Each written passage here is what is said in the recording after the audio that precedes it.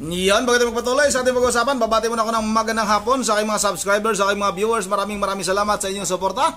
Shoutout sa inyong lahat. Yun ang tuloy na tayo kagad sa ating pag-uusapan at sa video na ito. Pag-usapan natin itong si Mike Budol, mga kababayan ha. Nambubudol na naman itong si Mike Abe ha, mga kababayan ha. Dahil ayon sa kanya ay magkaibigan, magkakilala daw sila ni Senador Rodante Marcolita. May katotohanan din naman kaya? Sa tingin ninyo mga kababayan, magkaibigan si Senador Rodante Marcolita at itong si Mike Abe? Alam naman natin, itong si Mike Abe mga kababayan ay nasa panig ito ng kadiliman. Samantalang si Senador Rodante Marcolita ay nasa panig ng katotohanan. Itong si Mike Abe ay nasa panig ng mga kasinungalingan. At kung ano-ano na lang mga kababayan ang mga kasinungalingan na ipinaparating nitong si Mike Abe sa kanyang mga supporters, ating mga kababayan, para sa tingin, no? Para itong si Vice President Sara Duterte ay masira sa paningin ng ating mga kababayan. Pero diyan ka nagkakamali, Mike Abe, dahil kayo ang nasisira sa ngayon. Diba? Dahan-dahan na kayong bumagsak. At ikaw, Mike Abe, hintayin mo na lang na ikaw naman yung talagang tuluyan ng mawalan ng career. Wala na ito mga kababayan, nasa PTV4 ito. Katagalan nito talaga, pag wala nang gusto o talagang wala nang magtitiwala nitong si Mike Abe bilang isang journalist, ito magbablog na lang ito. Parehas na tayo ng katayuan, Mike Abe. Magiging vlogger na lang tayo. Wala na yung pagka-journalist mo. Tapos yung pagbablog mo naman, puro lang pambubudol yan. Eh baka darating yung araw na pati mga followers mo, mga subscriber mo ay mawala na ng tiwala sa'yo. Magsilayasa na yan. Lilipat na sa amin yan. Dahil sinungaling ka. O ito na mga kababayan, huwag na natin ito patagalin. Panoorin muna natin ito bago tayo magbigay ng reaksyon. Kaugnay nga sa sinasabi nitong si Mike Abe mga kababayan. Tara, sabay-sabay natin ito panoorin. Sandali, etong si Congressman Marcoleta, alam mo kaibigan ko ito at kaibigan talaga? Ko ito eh.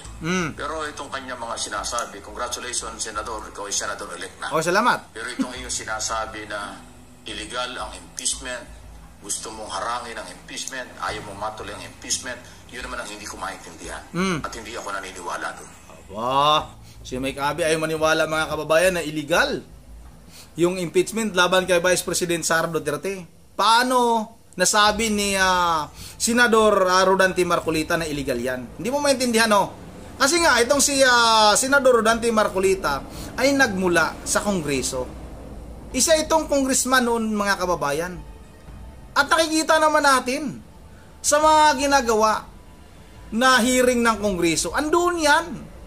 Andun niya pinagtatanggol si Vice President Sara Duterte. Kasi nga, nakita ni Senador Rodante Marcolita na hindi tama yung paraan ng pag-iimbestiga laban kay Vice President Sara Duterte. Lalong-lalo na sa confidential fund mga kababayan. O bakit? Yung kay Vice President Sara Duterte lang na confidential fund yung iniimbestigahan. Samantalang nasa 400 plus mga kababayan yung ahensya na tumatanggap ng confidential fund. Pero bakit yung kay Vice President Sara Duterte lang yung tinatarget? Dahil nga gusto nila mga kababayan na i-impeach si Vice President Sara Duterte. O Mike Abe, anong sabi ni Congressman Tubi Tiangco? Kaya natatalo yung mga senatorial candidate ng alkansya ng Bagong Pilipinas dahil sa ginawa nila laban kay Vice President Sara Duterte, yung pag-impeach ng Kongreso. At ano sinabi ni Congressman Tubi Tiangco? Pinilit yung congressman, tinakot para pumirma para nga maiakyat dyan sa Senado yung impeachment trial o impeachment laban kay Vice President Sara Duterte. Kaya alam ni Senador Rodante Marcolita, ikaw Mike Abe, wala ka talagang alam. Dahil ang alam mo lang, puro lang paninira. Wala namang ano yan, wala namang pinaghugutan yung mga paninira mo. Paninira nga pala mga kababayan, talagang walang pinaghugutan.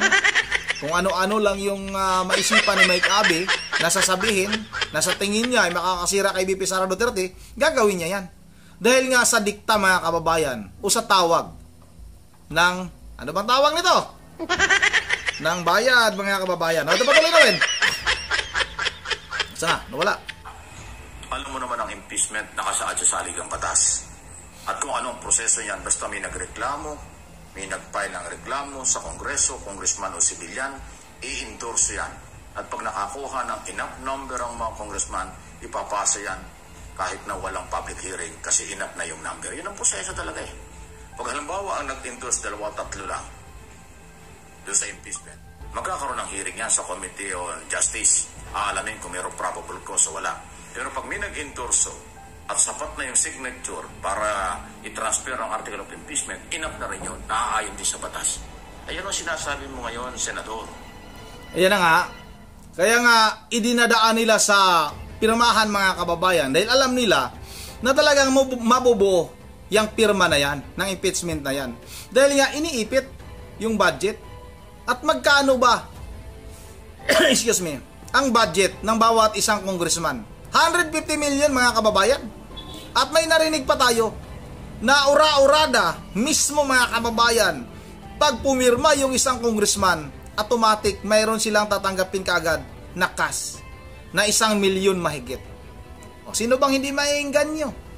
Itinaon pa talaga ninyo na malapit na yung eleksyon.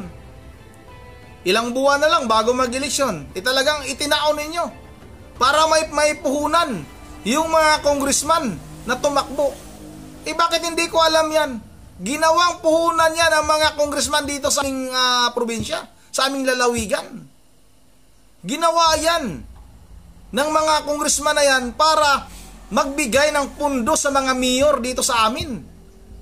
Para yung mga mayor naman, yung mga ako doon sa mga kapitan, alam niyo mga kababayan, yung mga kapitan dito sa amin, pag halimbawa alam nila na hindi papanig dyan sa congressman na yan, sa mayor na yan, yung tawag nito, yung mga nangangampanya, o yung tumatakbong mayor ay hindi ka partido ng congressman, pagbabawalan nila mga kababayan, yung mga tao, tapos na sana yung eleksyon, pero pag-usapan natin to, yung mga tao pinagbabawalan nilang pupunta doon sa isang rally. Kung halimbawa hindi kalyado ng tawag nito, ng mayor mga kababayan, ng congressman. Hindi nila pinapayagan, tinatakot nila yung mga tao. Hindi kami pipirma sa mga barangay clearance niyo. Yan yung ginagawa ng ibang mga kapitan dito. Yung pinupunduhan ng isang congressman na mayor dito sa amin, napakalaki ng budget. At dinadaan din nga sa katakot-takot na takutan mga kababayan. Kaya ikaw Mike Abe, ang alam mo lang kasi, puro paninira. Ang laki na ng ilong mo sa ginagawa mong kasinungalingan. Grabe ka, ang tao. Kaya tara, pagpatuloy natin mga kababayan. Na illegal, mali yung impeachment, kaya dapat huwag ituloy. Anong pinanghuhugutan mo doon? Kasi walang abogado na nakakaintindi ng due process o ng proseso na sasabihing illegal ito. Tapos na ho sa Kongreso na impeach na si Vice President. Sa Senado, trial na. Yan ho, itrabaho nyo, itrial. Bakit ngayon ang dating? Kasi mayroon pa ako nabasang parang mas gusto ron para daw mas excited siyang siya maging abogado ni Sara Duterte kaysa maging senator judge. Bakit ka tumakbo senador? Dapat naging abogado ka na lang ni Sara.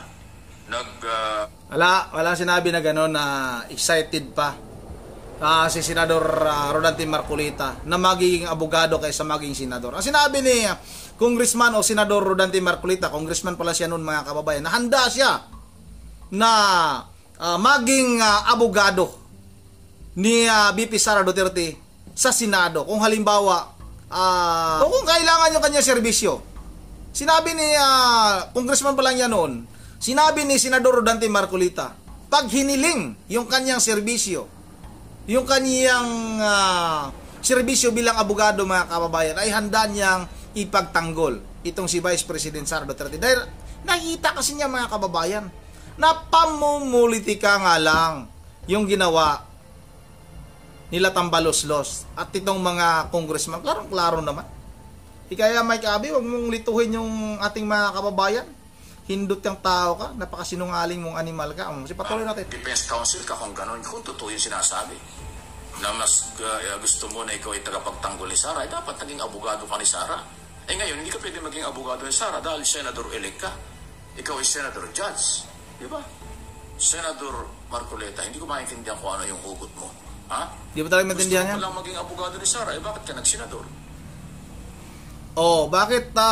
Bakit hindi ka rin tumakbo ng pagka-senador, Mike Abe? Gusto mo palang ma-impeach si Vice President Sara Duterte. Dapat tumakbo ka rin ng senador para may karapatan ka na bumuto.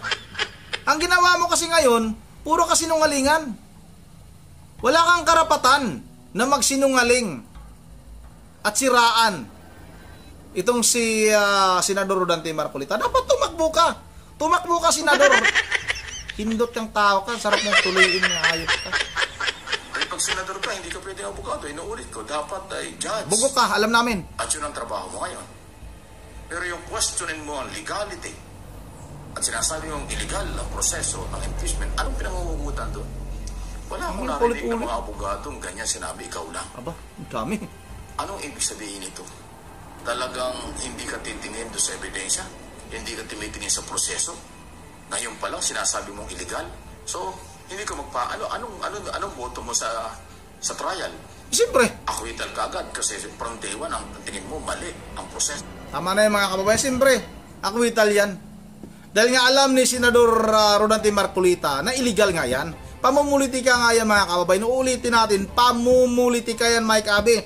Kaya tutusukin ko talaga yung mata mo. Lumalaki na yung mata mo sa kasinungalingan. Tingnan mo yung ilong mo. Hindi naman sa ito mga kababayan. Ano bang tawag nito? Hindi naman sa panglalait yan. Nakakaano lang kasi na itong si Mike Abe na imbis siya yung magbabalita ng balansi dahil isa itong journalist. Tingnan nyo mga kababayan yung kanyang social media account. Walang ibang bukang bibig ito. Lumalaki na lang yung bunganga nito sa kakabanggit ng VP Sara Duterte. Makukulong, ma-impeach, mawawala na, matawag nito sila President o dating Pangulong Duterte, makukulong na, hindi na makakauwi dahil nga hindi makakaligtas sa ICC. Walang ibang bukang bibig ito mga kababayan. Ang sarap nga pitikin ang bunganga nitong tao na ito eh. Pitikin mo ng guma para manahimik, para lalong mamaga yung labi nitong tao na ito. Napakasinungaling nito mga kababayan. Saan humugot? Nang dahilan si Congressman o Senador Rodante Marcolita para tawaging illegal yung impeachment na yan. Alam naman natin na illegal yan mga kababayan. Dahil idinadaan lang. Dahil idinaan lang sa pirmahan. At yung pagpirma, ayun nga kay Congressman Toby Tiangco, ay conditional mga kababayan. Pagpipirma ka sa impeachment laban kay Vice President Sara Duterte ay kaagad-agad may proyekto ka na kunwaring proyekto mga kababayan. Pero pag hindi ka pipirma, wala kang proyekto, wala kang budget. Yan ang inyong katotohanan. Kaya may kabi, huwag mo kami paglulukuhin. Huwag mong paglukuhin yung ating mga kababayan. Huwag kang magbigay ng mali at peking impormasyon. Hindot yung tao ka. O yun ang dito lang muna at bago tayo magtatapos, hindi tayo nakapag-shoutout dalawang araw na dahil nga maraming pista sa amin ngayon mga kababayan. Medyo busy kami matatapos na rin yung pista. Makapag-reaction na tayo na tuloy-tuloy. Shoutout tayo kay Anthony Laurio, shoutout kay Brillantino Cruz, kay Florencio Ramos, kay Member Jeff Religious ng Pulilan, Bulacan. Excuse me, kay Intol Dalugo, shoutout sa idol Intol Dalugo, at kay Pilisa P. Nulki, kay Ma'am Joyce ng Japan, kay Ma'am Edisa Borbi, shoutout kay Tiri Los, shoutout na rin kay ang daming komento ni Pilisa Pino Nyuiki, Pilisa P. Nyuiki. Daming komento niya. Maraming salamat Shoutout na rin sumbagay lang mo parang walang ibang madamay. Paano kung makisumba kay Jimmy Panyo Labrador, nagtatago yan. Ay duwag pa sa tutubian. Huwag mo ipagyabang yung panyo mo. Shout out na rin kay Ronald Pagyo. Shout out na rin kay Guillermo Banquet. Shout out na rin kay Bit Pinida. At kay Florencia Leonor. Yun na nga, nandito na lang muna. At once again, this is Rundi TV mo. Ingat na lahat. God save the Philippines.